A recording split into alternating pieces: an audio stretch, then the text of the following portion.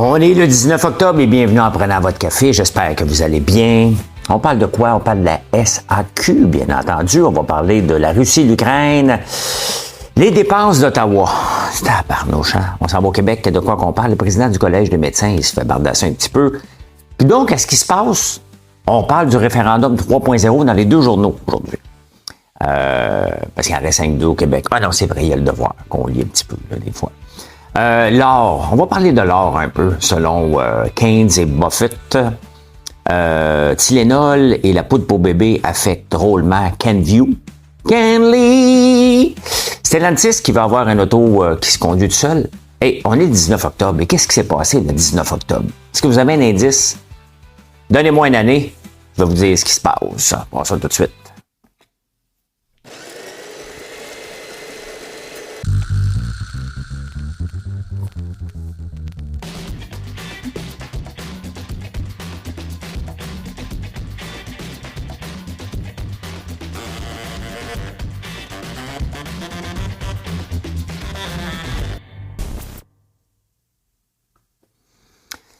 Ah, quelle semaine, hein?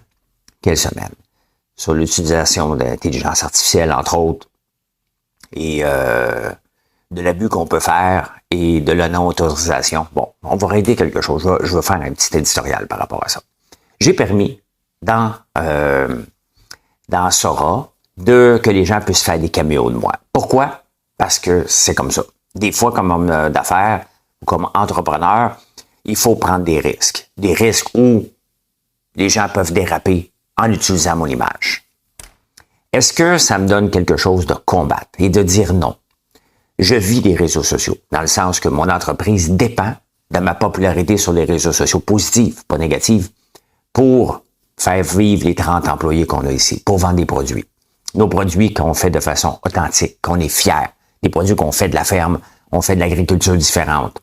Est-ce que je dérange? Oui, je dérange. Beaucoup. Je ne sais pas pourquoi. J'ai jamais compris cette polarisation-là. Mais je vis avec. C'est un choix de permettre mon Sora. Si Sora explose, ou si Sora, les gens se tannent, ben, je vais avoir été un des premiers. Est-ce que d'autres vont suivre? On verra. Maintenant, pour revenir avec la fille d'OF, je suis pas en guerre. J'aurais aimé ça qu'elle comprenne. Sincèrement. Je suis pas en guerre. J'ai autre chose à faire. J'étais fâché. Elle a voulu montrer qu'elle était dessus. Puis là, il y a des spécialistes qui parlent qu'on peut pas rien faire, puis ils reprennent des vidéos. Ça donne rien. Les spécialistes, là, je les connais. OK? Comment ça va se passer? Il n'y aura jamais de poursuite de ma part.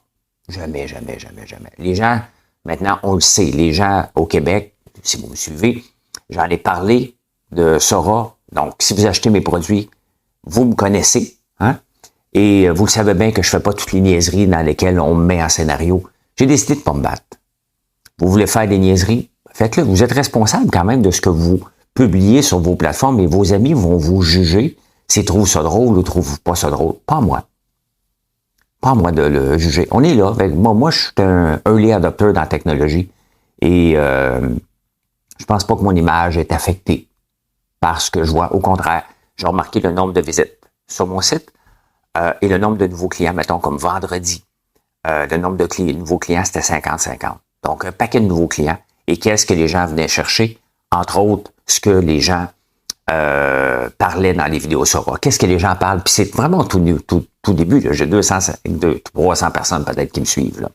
Mais on a popcorn à l'érable qui revient régulièrement d'une façon positive. Le beurre d'érable qui revient d'une façon positive. L'huile de tournesol. Ben, c'est parfait. J'ai ces produits-là à faire promouvoir. Et si ça marche, ben, le risque va avoir été payant. Si ça ne marche pas, ça va avoir été de l'amusement, tout simplement. Donc, je me battrai pas. Et elle peut garder ses vidéos si elle le veut. Madame Lavoie, je m'en fous un petit peu, sincèrement. J'aurais aimé ça. Hein, mettre des balises pour dire, regardez, faites des choses qui ont de l'allure. Les gens vont toujours déraper parce qu'ils pensent qu'ils ont raison. Il n'y aura pas de poursuite, là. Il n'y aura pas de poursuite. Ça n'arrivera pas. Ça n'arrivera pas. Autre chose à faire que d'engraisser des avocats et de perdre du temps. Moi, j'arrive dans ma grosse période du temps des fêtes. On a sorti énormément de produits durant l'été.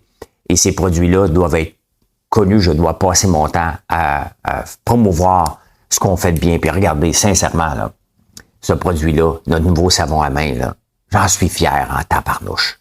Je te le dis, quand vous allez l'essayer, on a répondu à votre demande. Vous avez demandé un plus gros format, 500 ml, on le fait. On le fait avec quoi? Avec des huiles de soya et de tournesol ici. C'est un savon qui est doux pour les mains, qui est pas agressant. Ça, là, je dois en parler à tout le monde, comme j'en parle de mon huile d'olive, comme l'huile de tournesol, comme je parle de mon vinaigre balsamique et des 475 produits. C'est ça ma job, moi, dans la vie. Je le fais par l'entremise de cette chaîne-là, ici sur YouTube. Je le fais par l'entremise de Facebook, de TikTok et maintenant par Sora. C'est comme ça. Je veux être un entrepreneur à succès dans ce que je fais en ce moment. Pas pour me faire de l'argent. Oubliez ça. Pas pour ça. Je veux que ça soit payant, c'est bien évident.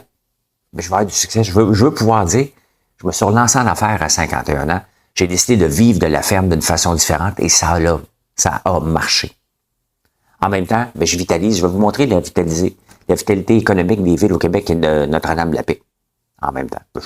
J'ai rien à voir avec Notre-Dame-de-la-Paix. Je vais vous montrer ça tantôt. Voilà, long éditorial. Mais si vous voyez des vidéos passées, à moins que ce soit sur ma plateforme, là, c'est pour moi qui l'ai fait. Voilà. Eh bien, je parle tout de suite même sur des actualités en général ici. Je parle de la SAQ. La SAQ qui sort des grands journaux, puis je peux comprendre qu'il y a des grands spécialistes. Hein? Jessica Arnois n'était pas dans l'article de la presse. Il y avait Nicolas Duvernois. Il y en avait un peu d'autres. Et on boit moins. Et c'est là que les gouvernements qui sont dans la vente d'alcool s'est touché un peu parce qu'on boit moins.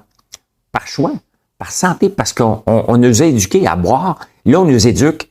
Hey, faites attention, l'alcool n'est peut-être pas si bon pour la santé.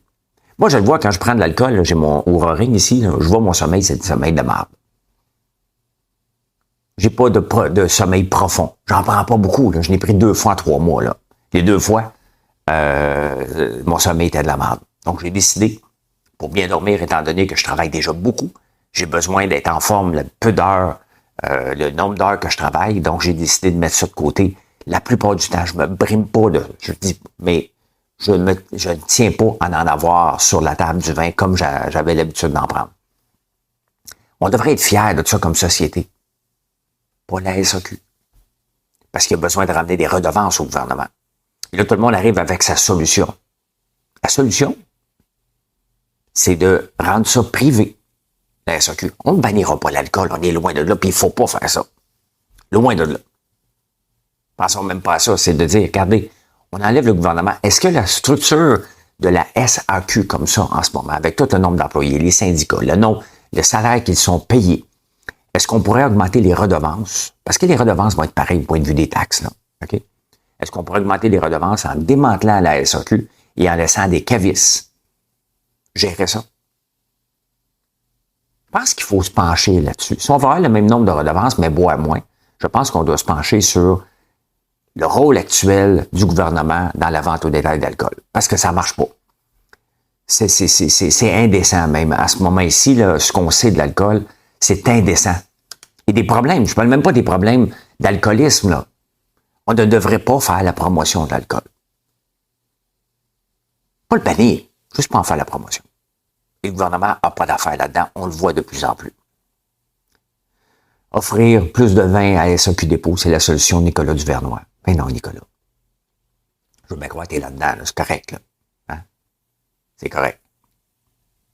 Des dégustations en SAQ pour attirer le monde. C'est indécent. Prends pas des chips, là.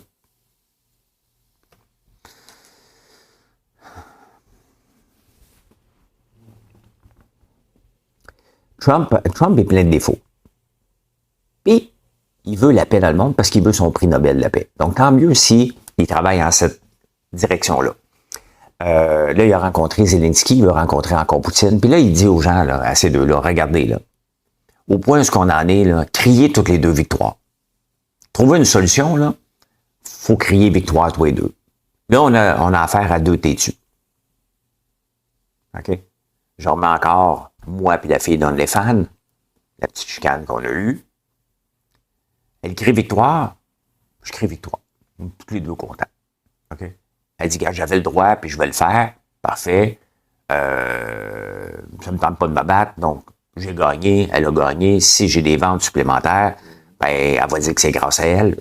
À la fin, là, c'est plus important. Elle a-tu des nouveaux abonnés? Moi, j'ai pas de vente actuellement. C'est très peu. Mais on verra. Donc, c'est ça, à un moment donné, dans un conflit, là, quand les gens sont trop têtus, tu as besoin de crier victoire tous les deux. Faisons ça. Trouvons une solution. Donnons un morceau de l'Ukraine. Il faut arrêter. Là, ils vont utiliser des tomahawks pour aller bombarder Moscou. Là. Ça va être là à tabarnouche là, quand ça va arriver, ça. Faut arrêter.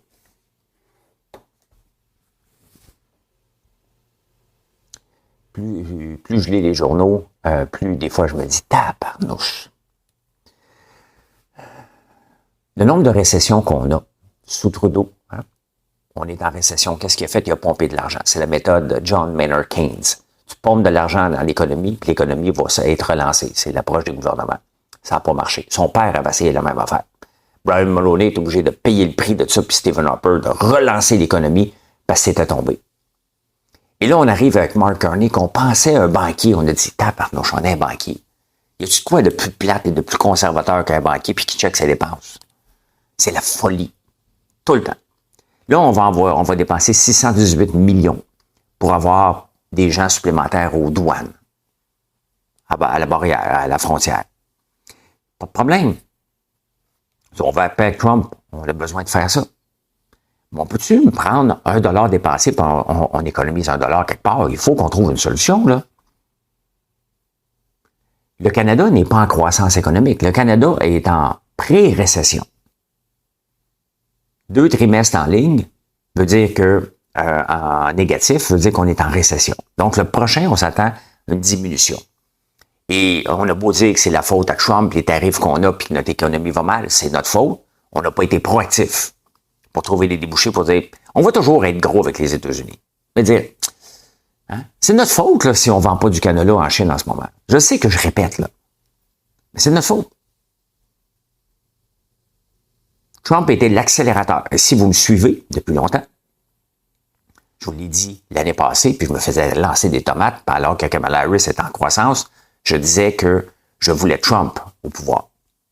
Pourquoi? Pour que le Canada mange un coup de pied au cul. Pour qu'on se réveille. Ben, c'est ça qui arrive en ce moment. On est obligé de se réveiller. Et comment qu'on a décidé de se réveiller? En se mettant à dos la Chine, alors qu'elle aurait pu devenir un plus grand partenaire. Alors, on dépense. On dépense. On dépense. On n'augmente pas nos revenus. Ça va mal finir, là.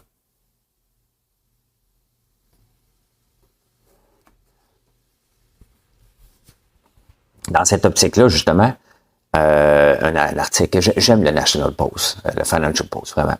Et le gouvernement, il disait, les gouvernements sont bons pour créer des récessions. Comment? En donnant des subventions à des mauvais placements. Regardez les subventions qu'on a dans le secteur de l'auto. Toutes les subventions puis les milliards qu'on pompe, puis là, on capote parce que Stellantis veut se pousser. Ford y pense aussi, là. Il n'y a plus de raison pour qu'un constructeur automobile reste en Ontario s'il est pour vendre ses modèles aux États-Unis. Il y a zéro raison avec les tarifs. Donc, ils vont tous partir un après l'autre. Qu'est-ce qu'on fait? On les retient? On appelle... il va falloir prendre une décision à un moment donné par rapport à ça. Là. Ça va au Québec. Je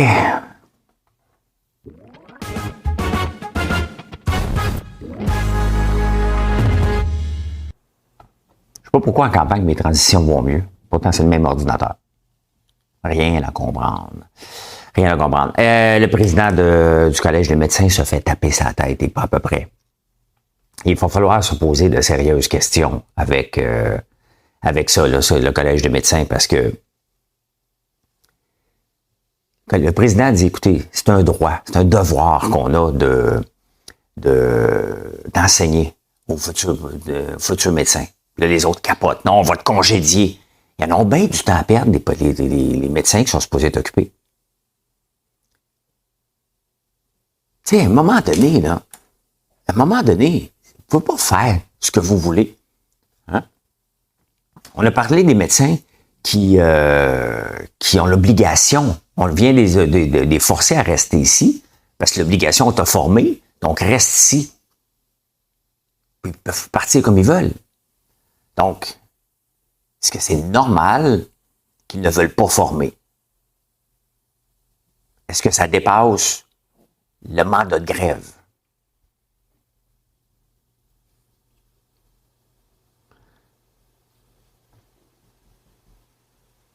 On retarde la société, on n'avance pas, là. Il y a bien des choses qu'on peut améliorer dans le système de santé, mais c'est un paquet d'affaires. Regardez Biron, j'oublie son nom tout le temps, je ne veux pas mélanger là, la nouvelle. Geneviève Biron, peut-être, là, de Santé Québec, a dit à Legault, mets toutes tes affaires. On est une entreprise indépendante, nous autres. Santé Québec. Est-ce défronté? Pas sorti du bois avec le système de santé. Là. Christian Dubé va tenir son bout, tu ne se représentes pas l'année prochaine. Pourquoi qu'il plierait en ce moment? Il n'y a aucun intérêt de se faire réélire, donc, parce qu'il ne se présente pas. Hey, je vais vous montrer l'indice de vitalité économique. Classement des municipalités, je regarde juste l'Outaouais, là. Si vous voyez, oui, je suis là, parfait. On va éclairer ça un peu. Chelsea est la première ville au Québec pour la vitalité économique. Donc, elle est 27%, je sais pas trop quoi, c'est 27 fois meilleure que la moyenne des autres municipalités. Et j'ai été voir où se situe Notre-Dame-la-Paix. Le revenu moyen à Chelsea est de 79 500. Taux de travailleurs de 25,64, 85%. C'est un peu complexe, là. Mais si je regarde Notre-Dame-la-Paix, je l'ai vu tantôt. Code géographique. On va chercher la paix, CTRL F, paix. Je l'avais tantôt, Caroline. Page 1 de 12.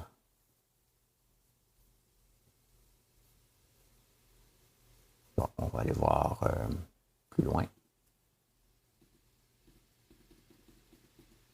Donc, ben, on voit la paix là-dedans, hein?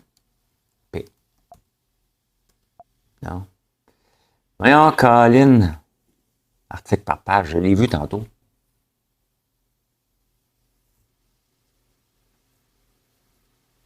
OK, il est moins loin que ça. On est 840 sur les municipalités du Québec.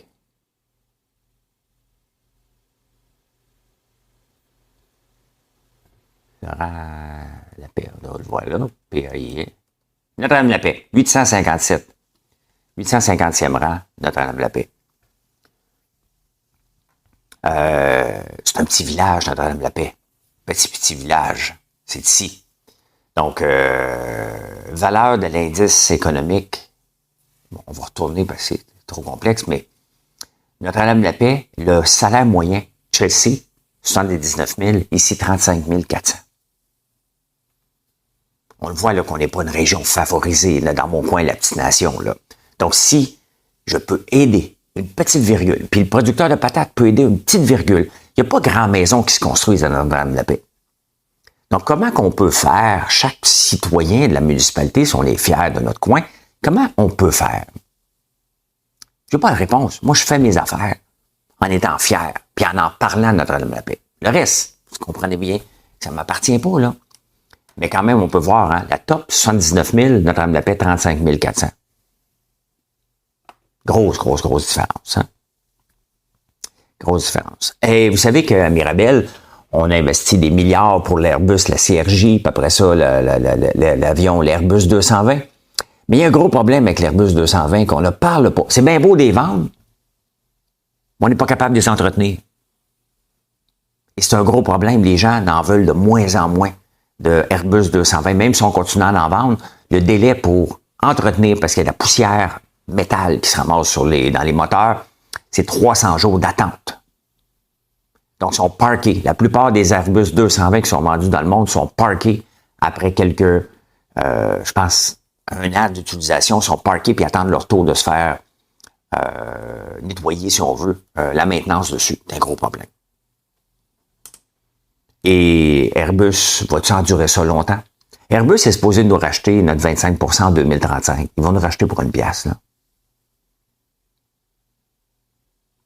Il se passe quelque chose à Mirabel là, qui ne fonctionne pas. Maintenant, c'est parce qu'ils m'ont arrêté d'en faire. Hein. Pendant ce temps-là, même tous les problèmes, c'est le 737 qui est à peu près le même calibre, je pense, de Boeing. Il en vend à la tonne parce qu'il répare rapidement.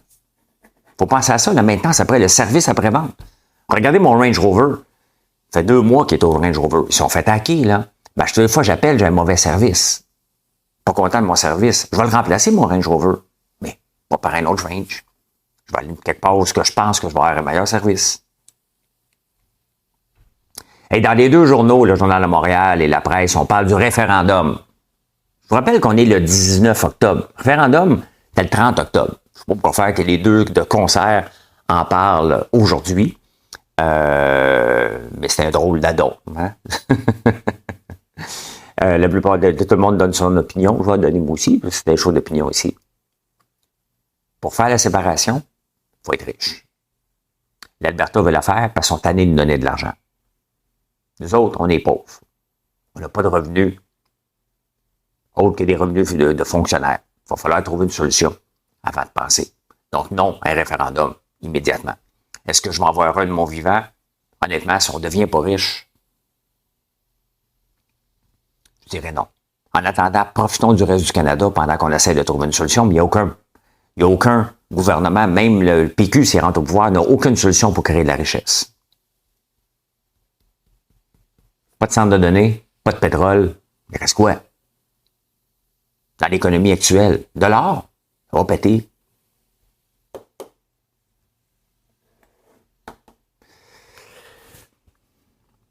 La SAQ, l'Ontario a été méchant avec Crown Royal, hein, le whisky canadien, parce qu'il a dit, vous voulez quitter l'Ontario? Ben moi aussi, je vais vous sortir des LCBO. Il a fait ça. Et là, ici, il dit, ouais, mais comment ça se fait qu'à SAQ, on sont encore là, puis elles font des grandes annonces? Ce qui se passe en Ontario, c'est en Ontario. Ce qui se passe au Québec, c'est au Québec. Hein? Crown Royal sont à Valleyfield. Pourquoi la SAQ va embarquer dans le bateau? Si c'était canadien, ça irait. Nous autres, il y a des jobs à Valleyfield. Pourquoi la SAQ va dire, ben, vous n'êtes pas gentil en Ontario, donc on ne va pas être gentil ici? À un moment donné, c'est chacun sa cour aussi, là. On est au Québec. On a des jobs. Dommage que leurs barils sont lettres, parce que j'avais été voir pour leurs barils, mais ils sont gardés dehors, sinon je les aurais remplis de vinaigre balsamique. Ils sont juste pas beaux. Ça me prend des bons barils, puis ils sont laids, ceux que je suis allé voir. Dommage. Dommage, mais écoutez, c'est normal, là. C'est un peu normal. Finance.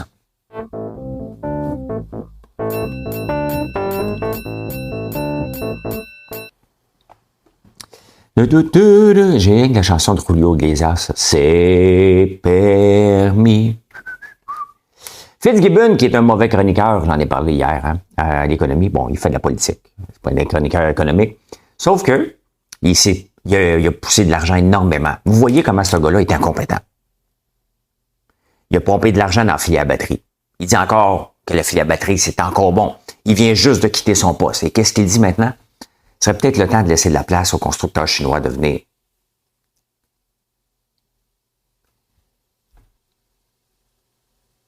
Pas ministre des Finances, moi. Pas ministre de l'Économie.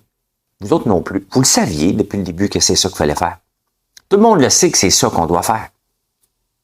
On a voulu faire plaisir. Le Financial Post aussi n'arrête pas d'en parler. C'est assez. Mark Cartney essaie de trouver une solution maintenant. Lui-même essaie de trouver une solution. Il va falloir être drastique à un moment donné puis dire, oui, on perd. Puis comment? Tu sais, Trump là, ne peut pas nous accuser de vouloir créer de la job ici. Trump ne peut pas nous accuser de vouloir trouver une solution pour les jobs comme Stellantis qui apportent aux États-Unis.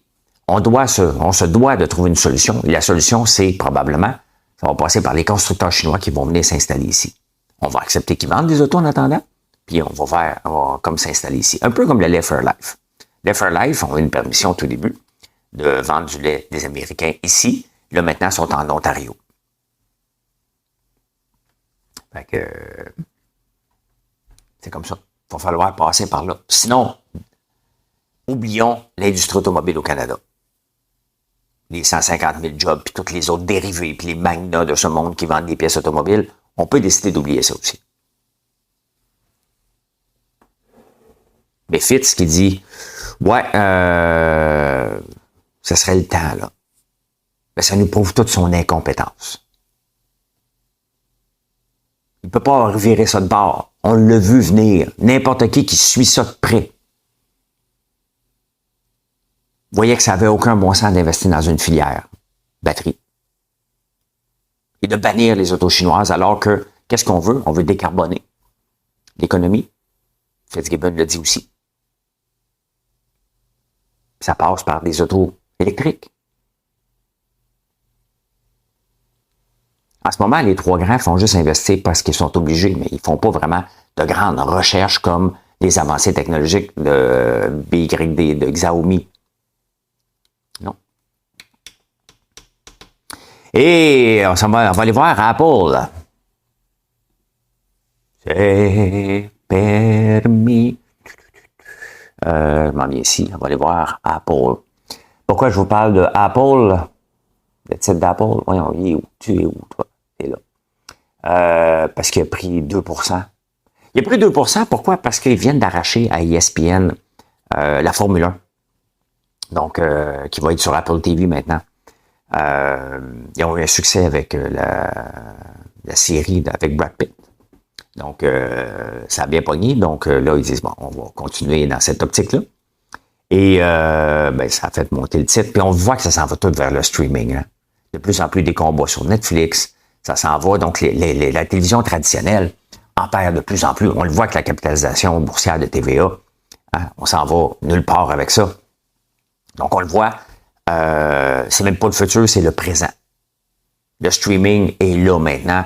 Il y a quelqu'un cette semaine, Diane, salut, qui me dit « Enregistre l'affaire à LCN. » J'ai pas d'enregistreuse, moi.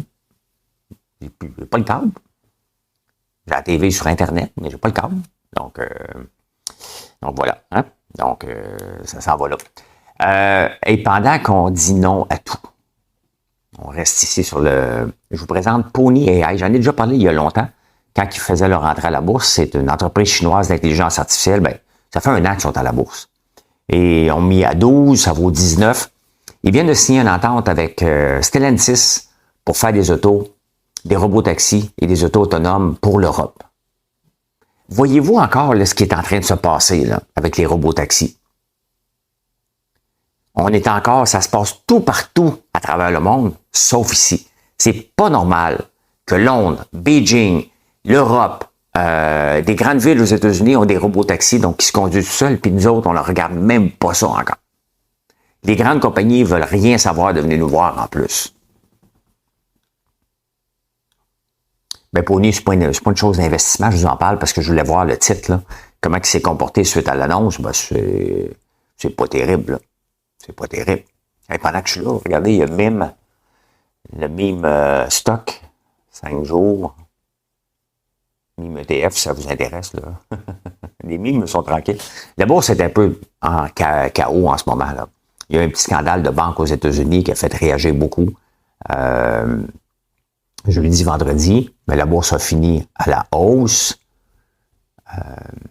Fini à la hausse quand même de 0,5, 1% sur le Nasdaq. Si on regarde sur 5 jours, c'est une semaine flat. Hein? Puis c'est bien correct. C'est bien correct. Le Bitcoin, hein? Le Bitcoin, lui, il remonte un petit peu à 107 000, mais il a mangé toute une volée, là. Toute une volée. Puis si vous suivez Stratégie, parce qu'à un moment donné, il y avait même il y a un ETF qui suit Stratégie, mais Stratégie, MicroStratégie, c'est Michael Saylor, qui achète énormément de Bitcoin. Il a déjà valu 530, il en vaut 289, près de la moitié. Hein? La moitié qui est tombée en valorisation. Mais c'est normal parce que il investit beaucoup dans le Bitcoin en disant qu'il va falloir 13 millions à un moment donné. Mais le Bitcoin, là, n'oublions pas, oui, ça reste un placement comme l'or, mais ça sert à rien d'autre pour le moment. La spéculation, un placement vers le futur en espérant que ça va jouer une valeur refuge. Mais l'or, c'est la même chose qu'un montant en haut de 4200. Et je disais, il faut se mettre en garde, les compagnies, le gouvernement puis les entreprises, de ne pas se lancer dans l'exploration. On va se faire péter, on va se faire casser la gueule avec ça, on va se casser la gueule avec ça. Pourquoi?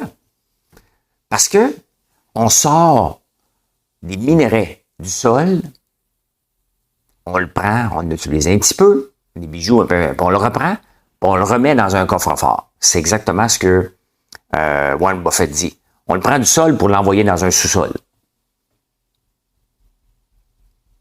Qu'est-ce qu'il disait Keynes? C'est une relique du passé. Pourquoi on a choisi l'or? On aurait pu choisir le diamant ou n'importe quoi, l'argent. On a choisi l'or parce que ça brille.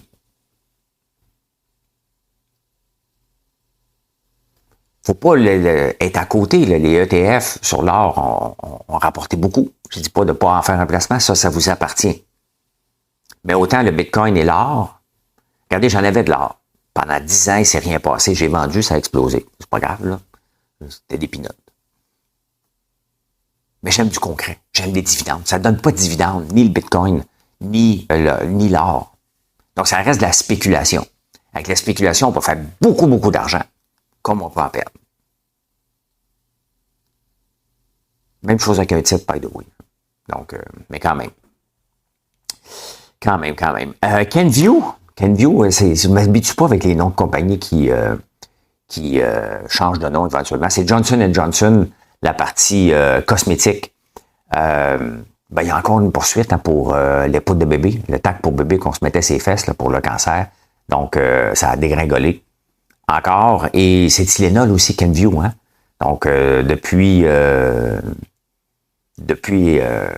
un an, si on regarde sur un an, 1 year, on parle de capitalisation de 30 milliards quand même, là, mais il a perdu de 25 à 15, c'est énorme, là, en point de valorisation perdue. Kenvue, c'est peut-être pour les shorts, c'est intéressant, mais pas pour un placement. Je ne sais pas ça, il y a plein de poursuites. Ne courez pas après des compagnies qui ont plein de poursuites, là. Ça ne vaut pas la peine du tout. C'est une mauvaise semaine pour la crypto. Et j'ai le fonds IBIT, mais savez-vous aussi qu'il y a des fonds sur l'Ethereum? Il y en a un à Toronto pour le XRPP. Mais sur l'Ethereum, c'est là depuis le mois de juillet 2024. Entre autres, ETHA. Donc, il y en a plusieurs, mais je vous montre celui de BlackRock. Ils ont perdu 146 milliards qui est sorti. 146 millions est sorti cette semaine des fonds. Seulement de celui-là, des gens ont retiré leur argent. Les gens ont peur. T'sais, les gens, ils vont pour les gens, là, c'est parce que le problème avec les gens en bourse, là, même en crypto, ils veulent juste avoir le moment qui monte. Ils sont pas prêts à vivre des petites descentes, des soubresauts. Et c'est peut-être pendant ces soubresauts-là qu'il faut accumuler. Ça vous appartient. Si vous y croyez. Mais ils se retirent. Est-ce qu'ils ont pris assez de profit? Ils ont peur d'en perdre? Ils pensent que ça va tomber à zéro? Tu sais, là, il se passe de quoi avec la crypto en ce moment qui est indécis. Bon, ceux qui vont accumuler en ce moment, puis si ça explose à 200 000, vont dire qu'ils ont raison.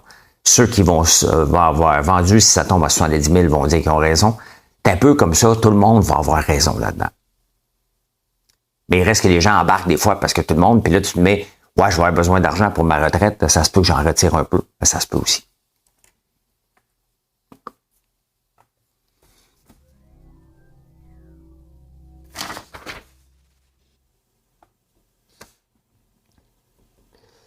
Et le prince Andrew, et je pense qu'il s'appellera plus prince, il n'y aura plus de titre. Là. Andrew qui était pogné dans les filières d'Epstein, puis avec la fille qui s'est malheureusement enlevé la vie, qui était une des voix, une des filles utilisées par Epstein dans toutes ses affaires.